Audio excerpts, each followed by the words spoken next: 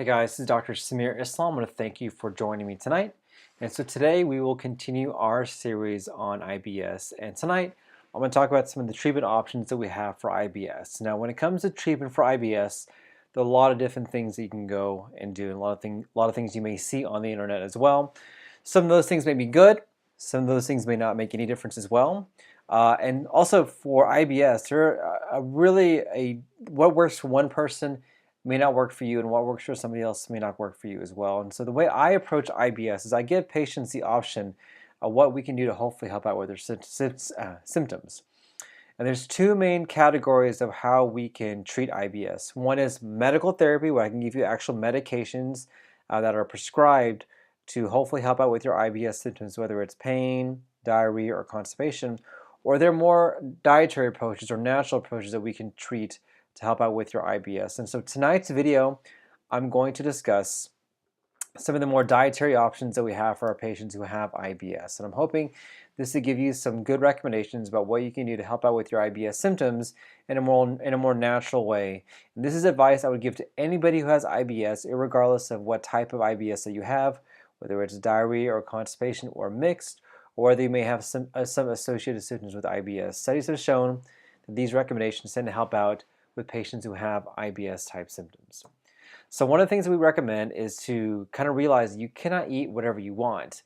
When you have IBS, unfortunately the train has already left the station. You can't eat like you did before, nor can you eat pretty much anything that you ever want. When you have IBS, there is a reaction that occurs for certain food products that can cause your IBS symptoms to get worse, and because of that, there has to be an understanding that you cannot just eat what you did before. You have to be selective depending on how your body responds to what you want to eat. Number two is I found an elimination diet to be very effective for our patients with IBS. And so the way that we do this is that we have you track what foods you eat and then kind of determine your response based on that.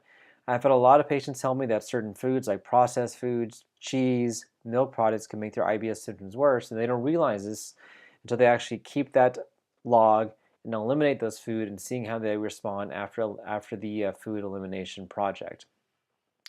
Another important thing is to have regularly scheduled meals. This is a very important process in terms of getting your GI tract used to a certain system or way of eating. And so make sure you try to have breakfast, lunch, and dinner at the same time every single day if you can. It makes it more difficult for your body to have meals if they're not at a certain time that you're used to, because your body will become erratic and it'll get used to a very erratic system. And so I would recommend for you to have your meals at regular scheduled times. Another thing to realize is to limit or at least eliminate your trigger foods. And this is helpful whenever you do the elimination diet. And obviously, if you have foods that can make your IBS symptoms worse, know that you may have to eliminate those foods, or know that if you eat those foods, you may have an IBS reaction to that. So keep that in mind. This is going to be very important in terms of getting your IBS symptoms better controlled. Now, what we also recommend is that we do recommend for you to have 3 regular meals per day with 3 snacks per day as well.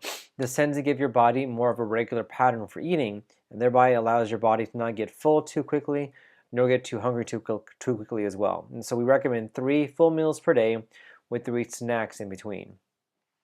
We also recommend to never eat too much or too little. I use the rules of thirds, so 1/3 air, 1/3 water, 1/3 food. That will help you to make sure that you're not too full or too hungry. If you end up being too full, you can certainly have worsening IBS symptoms, or if you're too hungry, you may not feel satisfied, and you just may not be in a good mood after that. So I would recommend making sure that you don't eat too much nor eat too little. Find a happy medium for yourself and use the rule of 1/3. And same thing before, like I mentioned before, never be too hungry or too full. It's also important to eat in peace and quiet and to make sure you chew thoroughly. You know, the meals are a time for you to enjoy your company, enjoy your food, enjoy the space that you're in. And so don't try and be rushed to eat. Don't eat on the go. Don't eat where you're doing multiple things. Use this time to really relax your body, to kind of center yourself, enjoy the company that you're with, and really enjoy the meal if you can. If you eat rushed, if you eat in a hurried fashion, that's going to make your IBS symptoms worse. Now, we also recommend specific things to reduce your intake for, and what we found is that these particular foods and make your IBS symptoms worse. So one of the things we recommend reducing is fatty or spicy foods. These are very common triggers for IBS symptoms that can make IBS symptoms and heartburn symptoms worse. So if you can, try to see if you can minimize or reduce those spicy foods. Also see if you can minimize coffee. We know that coffee can be an irritant within the GI tract, and for some people, it can certainly make diarrhea symptoms worse. And so if you have coffee and you're suffering from indigestion, upset stomach, heartburn, or even diarrhea, try to see if you can minimize the coffee intake to see if that will make any difference with your symptoms. Alcohol is a very common trigger for a lot of IBS symptoms, whether it's the toxic effects of alcohol in your stomach, or whether it's the grains that the alcohol is made in. There's a lot of patients who have very significant side effects from drinking alcohol in terms of making your IBS symptoms or gut symptoms worse. So if you're able to minimize your alcohol intake, see how that does. See if that makes you feel any better with respect to your IBS symptoms. And also things like onions, cabbage, and beans. These very commonly can make bloating, gas, upset stomach worse as well. And this is a very common trigger for a lot of patients who have bloating symptoms. So try to see if you can avoid these particular foods to see if it make a difference with respect to how bloated you feel.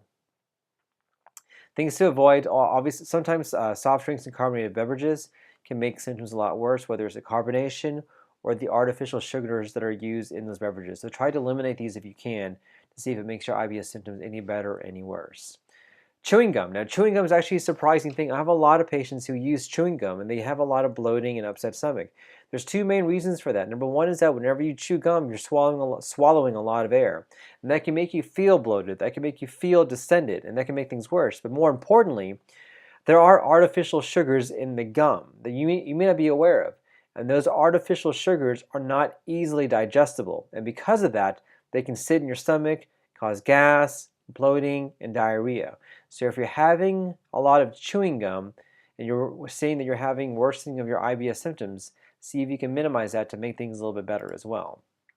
Like I mentioned before, this goes with the chewing gum, but artificial sweeteners or sweeteners that end in OL, these are sugars that are not very easily digested. And so because of that, they end up causing a lot of GI side effects or GI symptoms in the gut. And so if you use a lot of things like Splenda or Sweetenlo, you may want to eliminate that or minimize that to see if that makes any difference with your IBS symptoms. Fiber is an important thing to do. What we recommend for a lot of people to have 25 to 30 grams for fiber. Now, whether you get this through food or whether you get this through artificial means like Metamucil or Citrusol, it doesn't matter. But increasing your fiber intake helps out a lot with your gut, decreases gut inflammation, can also help out with your IBS symptoms as well. Make sure you distribute the fiber evenly throughout the day. If you have too much fiber at one time, you can certainly cause worsening bloating and gas from that. So try to distribute that 25 to 30 grams per day evenly through your 3 meals per day or include in your 3 snacks as well. So in summary, keep in mind that everyone is different, and a lot of what IBS is trial and error. What works for you may not work for somebody else, and what works for somebody else may not work for you as well. But I would encourage you to try some of the tips that I recommend to see if this makes your IBS symptoms any better, and hopefully we can get you feeling a lot better as well.